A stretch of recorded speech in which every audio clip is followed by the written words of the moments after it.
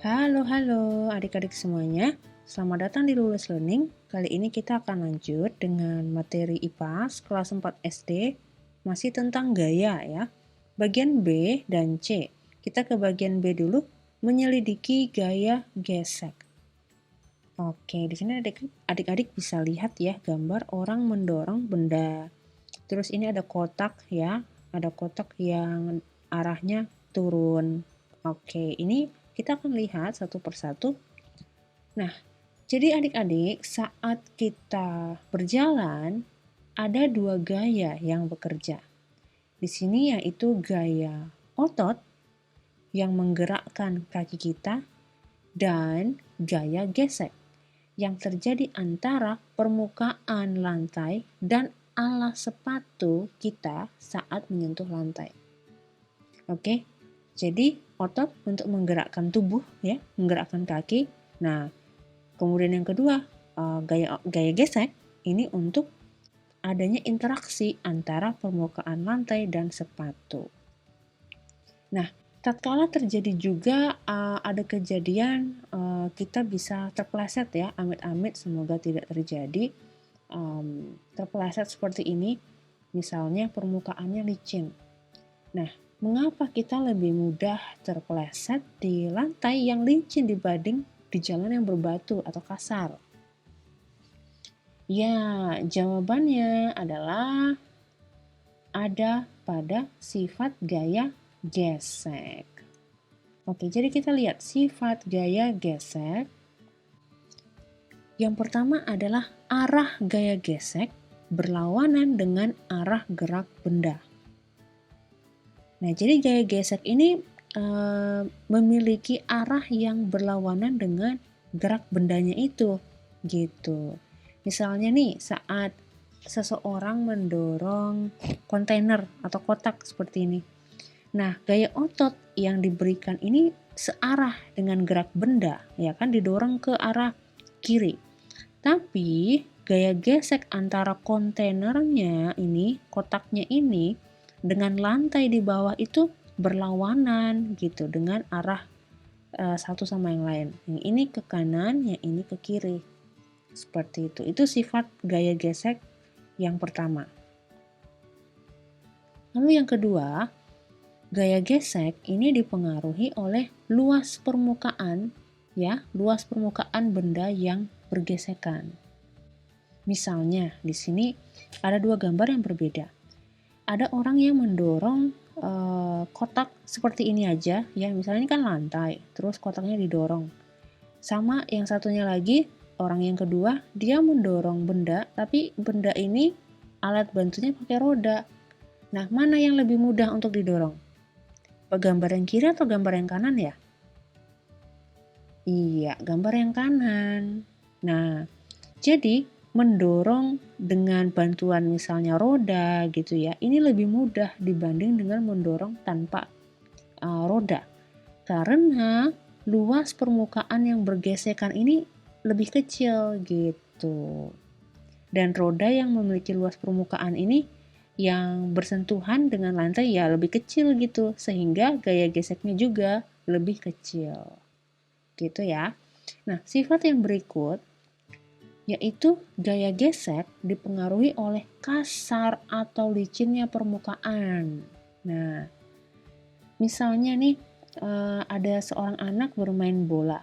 Adik-adik mungkin pernah lihat sepatu bola ya. Nah, sepatu bola itu kan ujungnya kayak bulat-bulat, agak tajam-tajam gitu kan. Nah, itu ada tujuannya. Jadi permukaannya itu memang agak dibuat kasar ya untuk memperbesar gaya gesek. Itu meningkatkan gaya gesek dengan rumput gitu. Jadi tidak mudah tergelincir ketika seseorang bermain bola kalau di sepatunya itu dibuat lebih besar gaya geseknya. Oke, seperti itu. Untuk sifat-sifat dari gaya gesek tadi ada 3 ya. Kita lanjut, yang berikut bagian C adalah menyelidiki gaya magnet. Tadi gaya gesek, sekarang gaya magnet. Oke, gaya magnet adalah gaya tarik-menarik atau dorong-dorongan yang timbul antara dua benda yang memiliki sifat magnetik. Contoh, misalnya ketika dua magnet didekatkan satu sama lain, mereka akan saling tarik-menarik gitu. Nah, coba adik-adik lihat dulu gambar-gambar ini. Di antara bahan-bahan berikut, manakah yang dapat ditarik oleh magnet? Apakah sekrup besi, emas, cangkir tembaga, kantong plastik, atau mungkin beberapa dari gambar ini, atau tidak sama sekali? Coba adik-adik pikirkan dahulu. Oke, yang bisa ditarik oleh magnet adalah ya sekrup besi. Sementara yang lain tidak bisa ditarik oleh magnet. Kita akan lihat ini di penjelasan selanjutnya. Oke, ayo kita menyelidiki. Ada kegiatan 1. Menyelidiki interaksi magnet dengan benda. Gunakan magnet untuk memancing benda-benda tersebut keluar dari wadah. Jangan lupa bergantian dengan teman kelompokmu. Oke, anggaplah ini misalnya dengan teman kelompok atau kerja individu.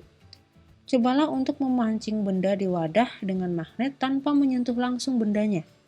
Catatlah hasil penyelidikanmu di buku tugas dengan menjawab pertanyaan berikut. Misalnya, benda apa saja yang dapat ditarik oleh magnet?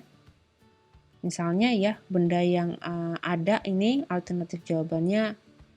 Benda yang dapat ditarik oleh magnet antara lain logam besi, nikel, kobalt, dan paduan logam yang mengandung unsur-unsur tersebut. Benda apa saja yang tidak dapat ditarik magnet?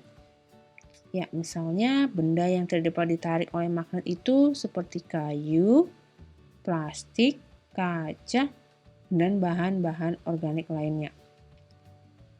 Apakah prediksi yang kamu buat di kegiatan sebelumnya benar? Nah, ini silahkan dijawab sesuai dengan kegiatan atau pengalaman belajarnya adik-adik ya. Jadi kita lewati contoh alternatif jawabannya. Yang D, apakah kamu bisa menarik benda dengan magnet tanpa menyentuhnya? Ya, kita bisa menarik benda dengan magnet tanpa menyentuhnya jika benda tersebut merupakan material yang bersifat magnetik.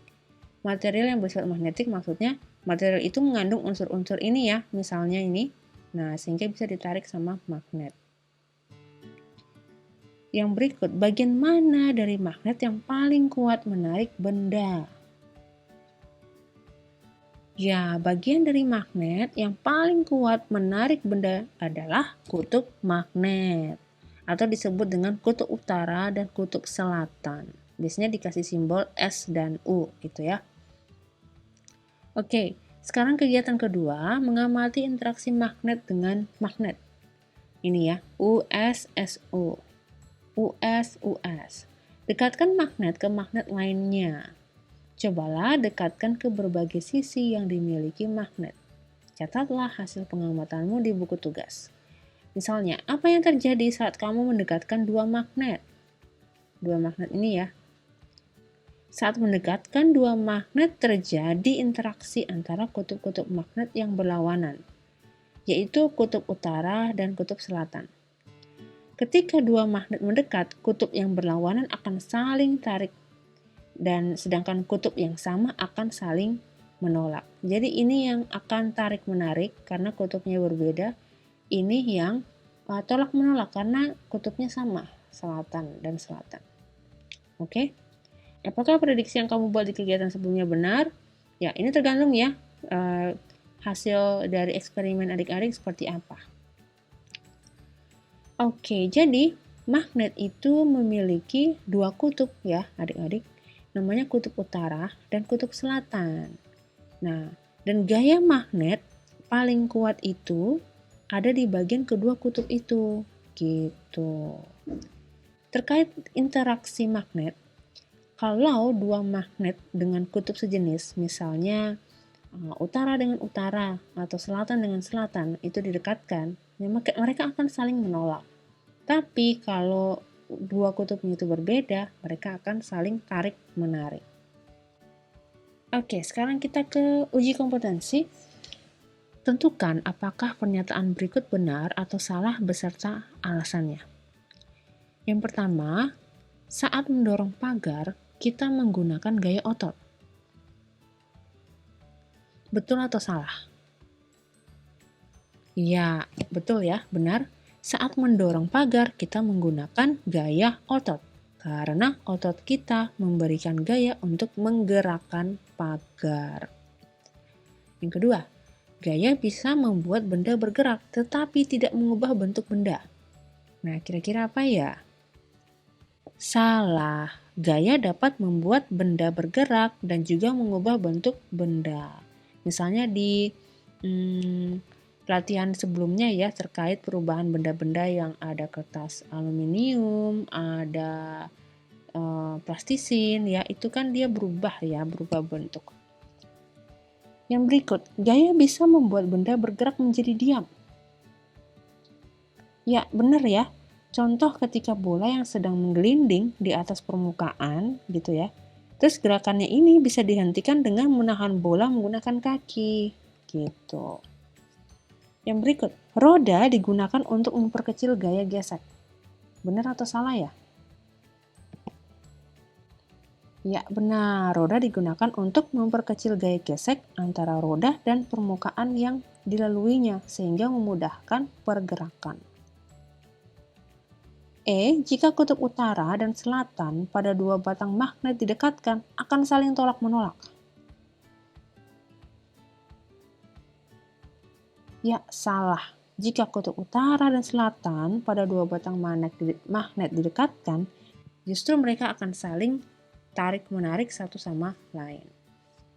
Oke, yang berikut, perhatikan gambar berikut. Gaya apa yang terjadi saat melempar bola?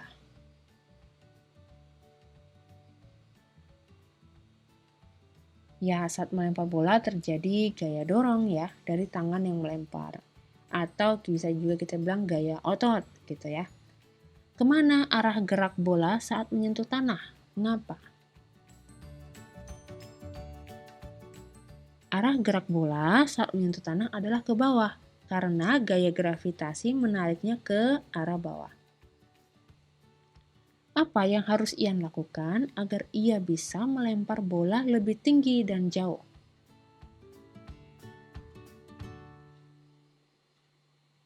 Ya, Ian harus memberikan kekuatan dorongan yang lebih besar agar bola bisa melempar lebih tinggi dan jauh. Oke, seperti itu ya. Contoh alternatif jawabannya. Yang ketiga, Aga membuat mainan dari magnet seperti pada gambar berikut. Perhatikan gambarnya. Prediksi gerakan ke arah mana mobil mainan akan bergerak. Sertakan alasan yang dapat menguatkan prediksimu. Oke, perhatikan mobil-mobilan ini dengan magnet yang ada di atasnya, kutub selatan, kutub utara, lalu ada teman Aga namanya, dia memegang magnet kutub utara dan selatan. Oke, jadi mobil mainan akan bergerak ke arah kiri ya, karena kutub utara dari mobil mainan ini akan ditolak oleh kutub utara dari magnet yang dipegang oleh tangan Aga, gitu. Apa yang harus dilakukan untuk membuat mobil mainan bergerak maju namun tidak menempel pada magnet di tangan? Ya, memastikan bahwa kutub yang sejenis pada mobil mainan dan magnet di tangan tidak saling berdekatan. Dan tentunya arah ininya berbeda ya. Misalnya ini kan U, berarti kita ini tukar gitu ya. Kita balik. Jadi S-nya yang di sini, U-nya yang di belakang. Tapi jangan terlalu mepet gitu biar tidak menempel. Oke, yang berikut. Ian dan Mia sedang asyik bersepeda di lingkungan dekat rumahnya. Karena sedang musim hujan, jalur tanah yang biasa mereka lewati menjadi lebih licin. Dilihat dari bentuk ban, sepeda siapakah yang lebih cocok untuk kondisi jalan tersebut? Mengapa? Oke, petunjuknya gunakan pemahaman kalian mengenai sifat gaya gesek untuk menentukan pilihan. Ya, jadi ini kita lihat ya, yang di sebelah kiri ya, sepeda yang A, ini rodanya biasa ya, standar ya, mulus. Yang B, roda yang di sepeda B ini agak bergerigi ya, bukan agak bergerigi, tapi memang bergerigi gitu. Jadi kesimpulannya adalah ya, sepeda Mia yang memiliki roda bergerigi ini lebih cocok untuk kondisi jalan yang licin. Karena roda sepeda yang bergerigi ini dapat memberikan lebih banyak gesekan dengan permukaan jalan yang licin gitu, jika dibandingkan dengan roda sepeda yang biasa. Gitu ya adik-adik. Oke, jadi seperti itu untuk pelajaran IPAS di bab 2 untuk kelas 4. Terima kasih adik-adik, semoga membantu. Ini hanya referensi atau alternatif jawaban yang bisa kakak share di sini. Jadi adik-adik silahkan berlatih juga sendiri dengan pengalaman dan berdasarkan eksperimen adik-adik gitu ya. Oke, terima kasih. Sampai jumpa di video pembelajaran selanjutnya.